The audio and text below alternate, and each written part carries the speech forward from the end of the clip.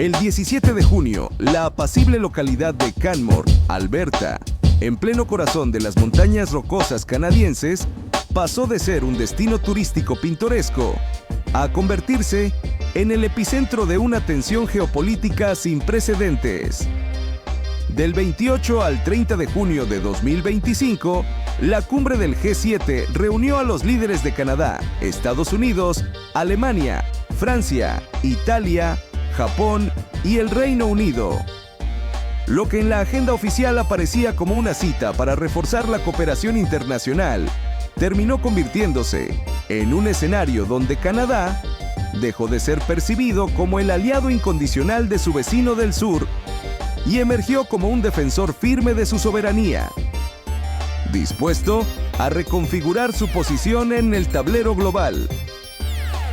El paisaje idílico de las rocosas, con lagos turquesa y picos nevados, contrastaba con la tensión que se respiraba en los pasillos de las reuniones privadas. Estados Unidos, bajo el liderazgo del presidente Donald Trump, llegó con una agenda clara: ejercer presión económica directa sobre Canadá. El 1 de marzo de 2025, Trump anunció aranceles del 25% al acero y aluminio canadienses, que aumentarían al 50% para bienes de consumo como electrodomésticos, piezas automotrices y el icónico jarabe de arce canadiense. «Los aranceles son mi arma», declaró Trump en una conferencia en Washington, D.C., dejando claro que no se trataba de una diferencia comercial menor, sino de un ultimátum económico. El golpe era potencialmente devastador. El 75% de las exportaciones canadienses, valoradas en 1,2 billones de dólares canadienses al año, tienen como destino el mercado estadounidense. Esta dependencia se había forjado durante décadas de integración económica, pero ahora se volvía una vulnerabilidad crítica. Desde fabricantes de autopartes en Ontario hasta cerraderos en Columbia Británica, pasando por acerías en Hamilton, el mensaje era claro: se avecinaba un choque de consecuencias profundas. La respuesta de Ottawa no se hizo esperar. El 14 de marzo, el primer ministro Mark Carney, exgobernador del Banco de Canadá y del Banco de Inglaterra, pronunció un discurso televisado que no solo fue transmitido a nivel nacional, sino que también circuló rápidamente por cadenas internacionales y redes sociales. «Nuestro futuro nos pertenece», afirmó Carney, presentando los aranceles estadounidenses como un ataque directo a la autonomía canadiense. Canadá contraatacó con aranceles del 25% sobre 30,000 millones de dólares canadienses en importaciones procedentes de Estados Unidos. La selección de productos no fue casual. Muebles, productos agrícolas como soya y maíz, y materiales industriales procedentes de estados clave para la base política de Trump, como Ohio y Pensilvania. La estrategia era clara: presionar a las zonas que representaban el corazón electoral del presidente estadounidense. Las consecuencias fueron inmediatas.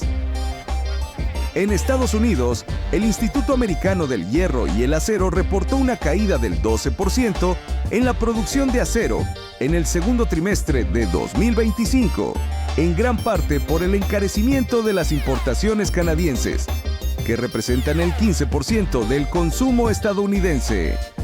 El precio de electrodomésticos como refrigeradores y lavadoras aumentó un 4,3% en mayo, el incremento mensual más alto desde agosto de 2020, según la Oficina de Estadísticas Laborales. Los puertos de Seattle y Los Ángeles informaron retrasos del 30% en el procesamiento de carga, afectando no solo bienes canadienses, sino también mercancías provenientes de Asia. El USDA advirtió que los precios de los alimentos en EU subieron un 3,8% debido a la reducción de importaciones agrícolas canadienses, afectando a cadenas de supermercados y restaurantes. En Canadá, el desempleo subió al 7% para mayo, afectando a 1,600,000 personas. En Hamilton, Ontario, el cierre de una acería dejó a 153 trabajadores sin empleo. Y en Nueva Escocia, las exportaciones de mariscos a E.U. cayeron un 10%, generando pérdidas de $50 millones canadienses. Estas cifras no eran meros datos, representaban comunidades enteras luchando por adaptarse a un nuevo escenario económico. El conflicto se intensificó el 4 de marzo, cuando Estados Unidos amplió las medidas imponiendo aranceles del 30% a semiconductores y paneles solares canadienses, golpeando a sectores estratégicos vinculados a la transición energética. Ottawa reaccionó el 14 de marzo con aranceles del 25% a microchips y componentes de vehículos eléctricos fabricados en E.U., protegiendo un sector valorado en $60 mil millones canadienses y considerado vital para el futuro industrial del país.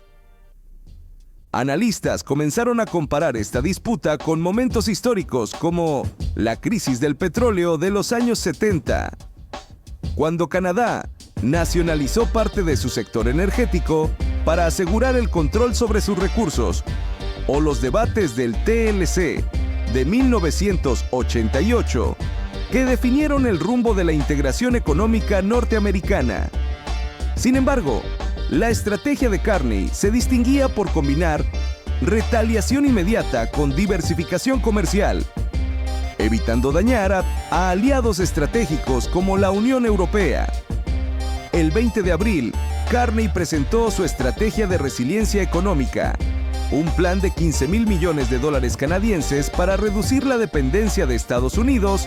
Unos $5 mil millones se destinarían a nuevos acuerdos comerciales con la Unión Europea, Japón, India, Brasil y México. Mientras que $10 mil millones impulsarían industrias como la tecnología limpia, la robótica y la manufactura avanzada. Para el segundo trimestre de 2025, los resultados comenzaban a notarse. Las exportaciones a la Unión Europea crecieron un 8%. Alemania aumentó en un 20% sus importaciones de componentes de turbinas eólicas canadienses.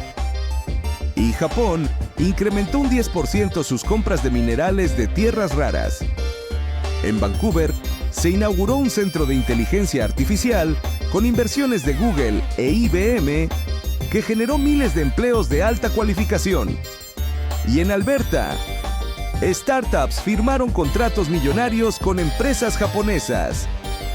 A nivel interno, la estrategia incluyó una inversión de $1,000 millones en programas de reentrenamiento para 50,000 trabajadores afectados por la guerra comercial. En Windsor, Ontario, exempleados del sector automotriz se capacitaron en producción de vehículos eléctricos. Y para junio, el 70% ya había conseguido un nuevo empleo. Mientras tanto, en las calles, más de 100,000 personas marcharon en Ottawa, Toronto y Vancouver con un mensaje claro: soberanía ahora. La movilización cruzó fronteras. En Buffalo y Seattle, miles se manifestaron en apoyo a Canadá. En redes sociales, el hashtag número #StandWithCanada alcanzó millones de interacciones. La respuesta internacional fue rápida. Australia, Corea del Sur y la Unión Europea iniciaron conversaciones comerciales con Ottawa. México y Chile manifestaron interés en un pacto del Pacífico. E India propuso una alianza en inteligencia artificial. Canadá comenzaba a perfilarse como el núcleo de un bloque emergente de potencias intermedias dispuestas a resistir presiones externas. El cierre de la cumbre fue simbólico. Trump abandonó Canmore antes de firmar el comunicado final. Carney, en cambio, presentó un resumen presidencial que reflejaba un cambio de era. Las viejas reglas del poder ya no son intocables. Con esta frase sellaba un mensaje no solo para Estados Unidos, sino para cualquier nación que pensara que la coerción económica seguiría siendo la herramienta dominante. Canadá había demostrado que incluso frente a una superpotencia se puede resistir, proponer y liderar. Lo que comenzó como una crisis bilateral, ahora es visto por muchos como el inicio de una reconfiguración más amplia del orden económico mundial. La pregunta que queda es, ¿estamos dispuestos a asumir el costo de proteger un comercio justo y sostenible? Porque las decisiones que se tomen hoy, en Canmore o en cualquier capital, definirán no solo el presente, sino también las próximas décadas.